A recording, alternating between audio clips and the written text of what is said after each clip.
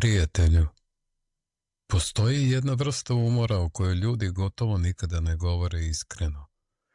To nije onaj običan umor posle posla, nije ni onaj poznati umor od obaveza, računa, gužve, ljudi, rokova, poziva, poruka, svakodnevnog pritiska.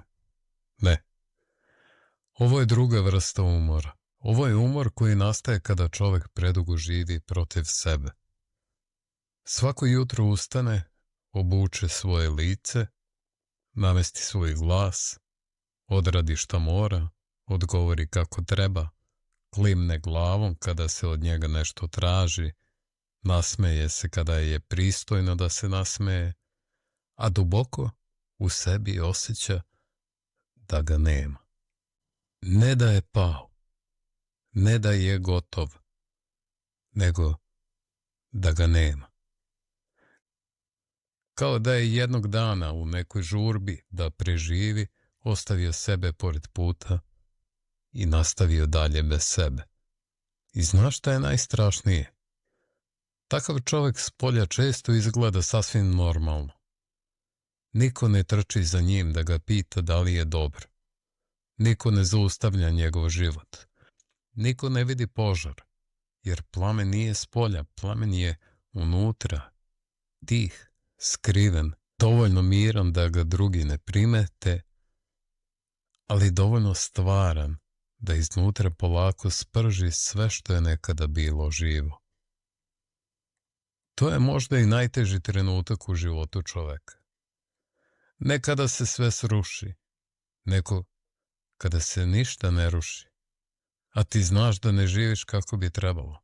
Kada više ne osjećaš da si u svom životu kod kuće, kada ti sopstveni dani postanu tesni, kada ti sopstvene odluke zvuče kao tuđe, kada ti mir liči na umor i tišina liči na prazninu i navika polako počne da se predstavlja kao sudbina. To je opasno mesto, jer tamo čovek ne viče, tamo čovek ne pravi dramu, tamo čovek samo polako počne da se miri sa onim što ga gasi. I to je trenutak kada duša postane tiha. Ne zato što nema šta da kaže, ne zato što vidi da je više niko ne sluša.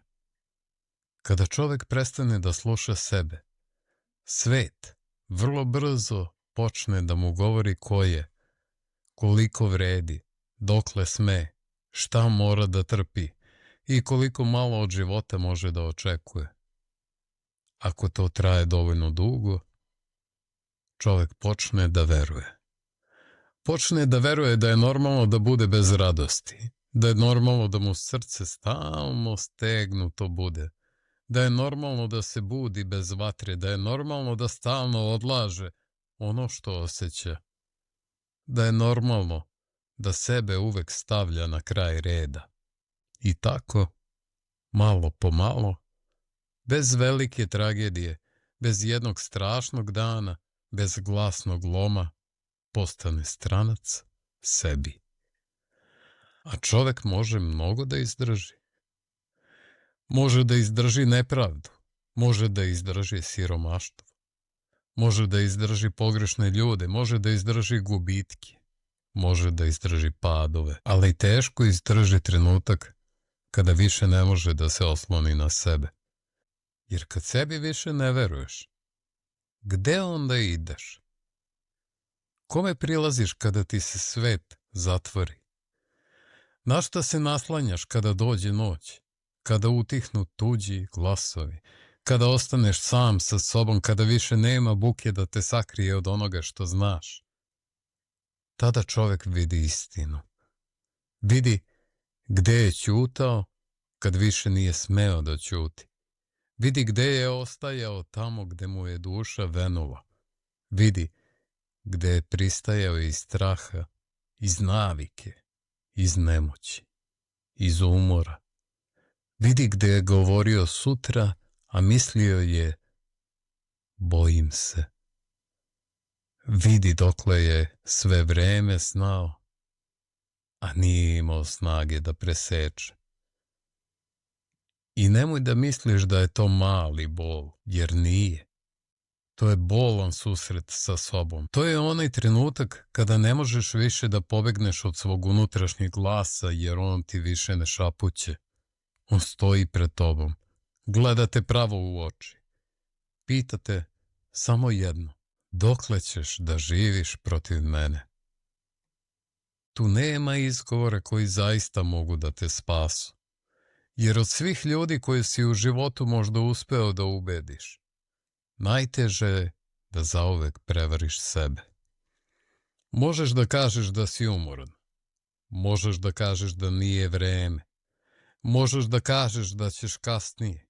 Možeš da kažeš da su okolnosti teške.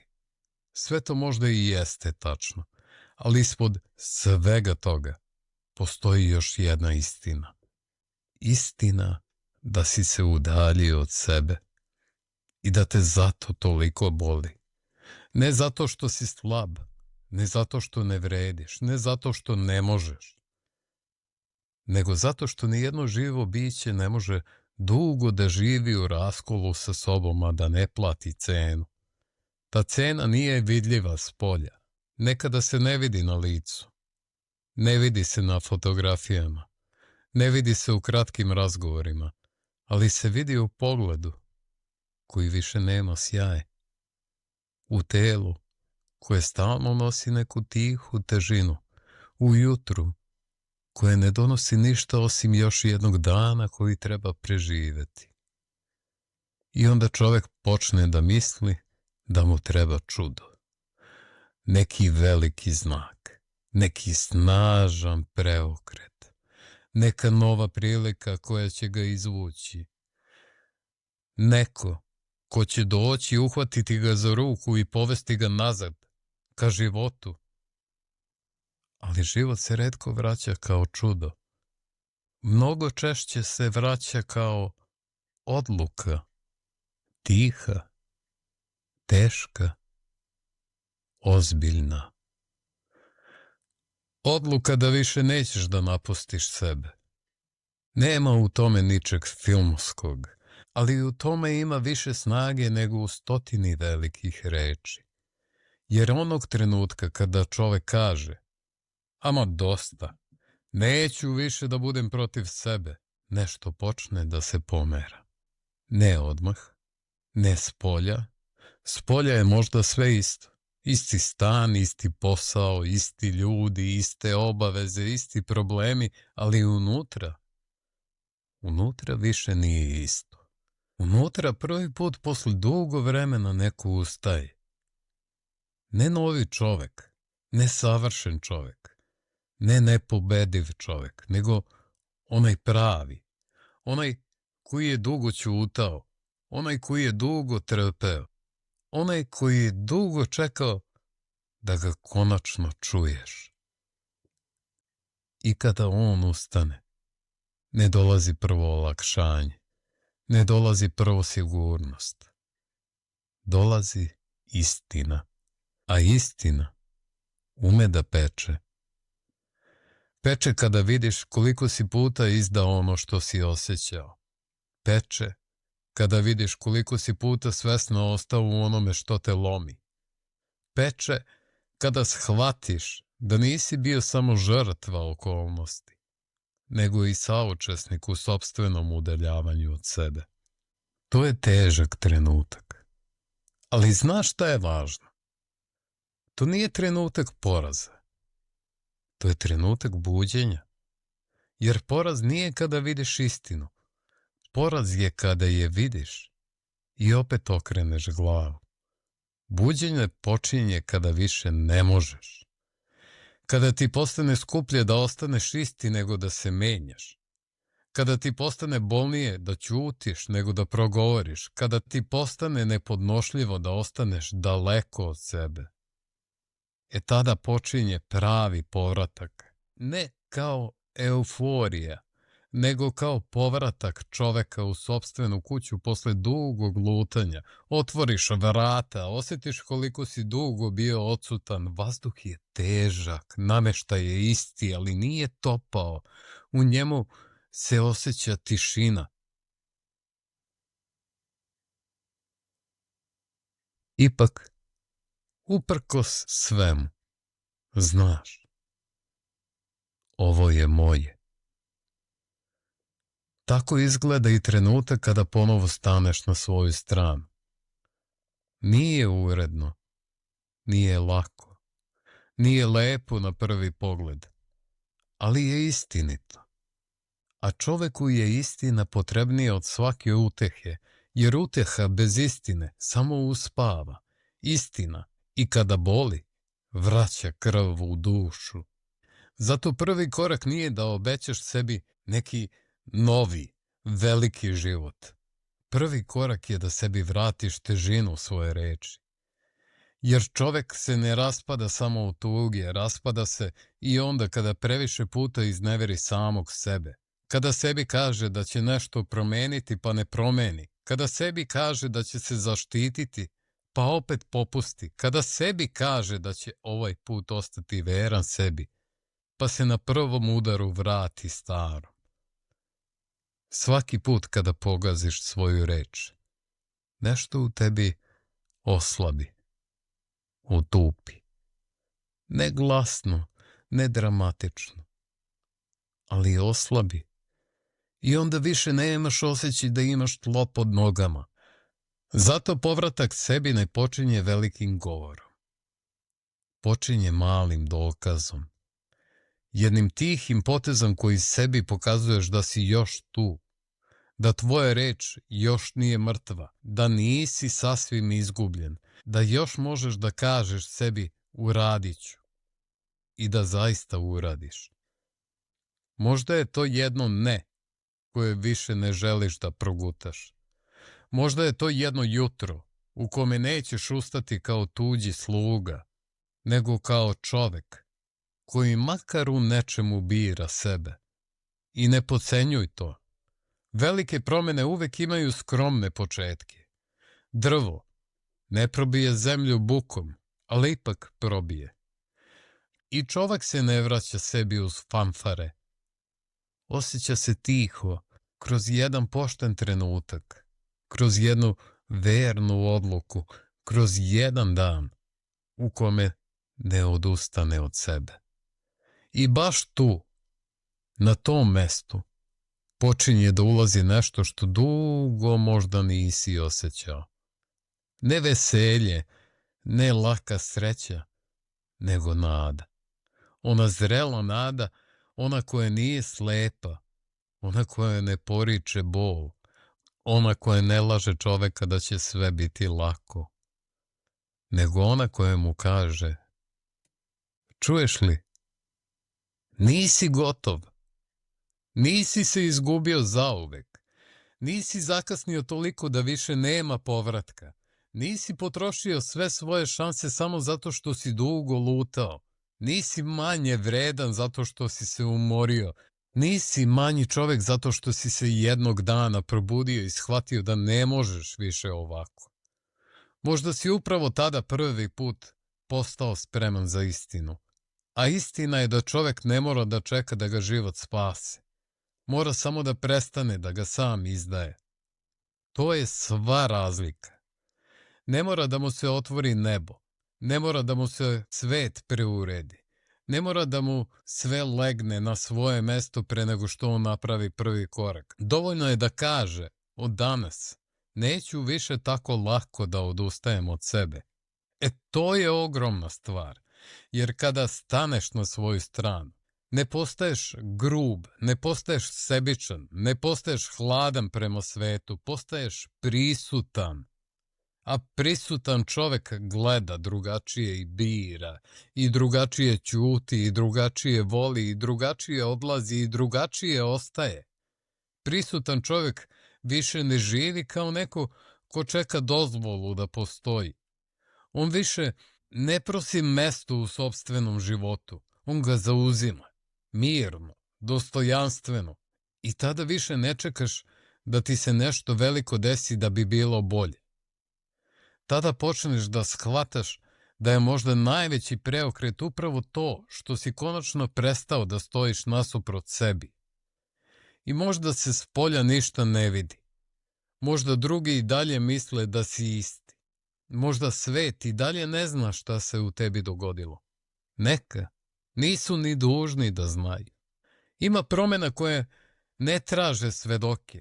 Ima odluka koje ne traže potvrdu. Ima prelomnih tačaka koje se dešavaju u tišini. Ali čoveku zauvek promene pravac. I ovo je jedna od njih. Zato te večeras ne pozivam da napraviš neki bum od svog života. Ne pozivam te da obećaš sebi 10 velikih stvari. Ne pozivam te da sutra osvaneš kao neko drugi. Pozivam te na nešto mnogo ozbiljnije. Vrati se sebi. Da sedneš pred svoju istinu. I da ne ustaneš dok je ne pogledaš u oči. Da prestaneš da se sklanjaš od onoga što znaš. Da prestaneš da živiš kao gost u sopstvenoj duši.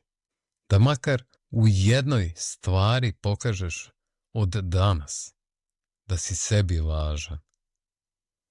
Jer odatle sve kreće. Ne od savršenstva, ne od sigurnosti, ne od nestanka straha, nego od vernosti sebi. A vernost sebi ne znači da ćeš uvek znati put. Znači da ga više nećeš napuštati dok ga tražiš. To je razlika između starog života i novog pravca. Stari život te je učio da ćutiš, da trpiš, da odlažeš, da se smanjuješ. Novi pravac počinje onda kada kažeš možda još ne znam sve, ali znam da više neću protiv sebe. I to je dovoljno za početak. Dovoljno je da se u tebi ponovo upali nešto što nije euforija, ali jeste život. Dovoljno da ti dah bude dublji, dovoljno da ti pogled bude mirniji, dovoljno da osjetiš da se iznutra više ne raspadaš na dve strane. I zato, prijatelju, zapamti samo ovo. Možda ti ne treba novi život. Možda ti treba da se vratiš sebi u ovom životu koji već imaš. Možda ti ne treba spas s polja. Možda ti treba da sebi konačno postaneš oslonac. Možda ti ne treba veliko čudo. Možda ti treba još jedan pošten korak. Jedan, ali tvoj. I onda kad ga napraviš, možda se neće odmah promeniti ceo svet, ali promenit će se mesto sa koga ga gledaš. A nekada je upravo to početak svega. Dobrodošli u Meta Life Vision, vaš portal ka dubljem razumevanju sebe i sveta oko vas. Ovaj podcast je stvoren da vas inspiriše, motiviše i vodi kroz putovanja ličnog razvoja. Kroz svaku epizodu istražujemo teme koje transformišu vašu viziju života. Mihajlo Jeftić, vaš domaćin i osnivač Meta Life Vision. Sa dugogodišnjim iskustvom posvećen je vašem rastu i uspehu. Pridružite nam se u otkrivanju novih perspektiva i alata za ispunjeniji život. Ovo je Meta Life Vision podcast, gde vaša vizija postaje stvarnost. Spremni da transformišete svoj život i otključate svoj pun potencijal? Posetite nas na metalifevision.com i započnite svoje putovanje. Slušajte sada i budite deo zajednice koja raste i inspiriše.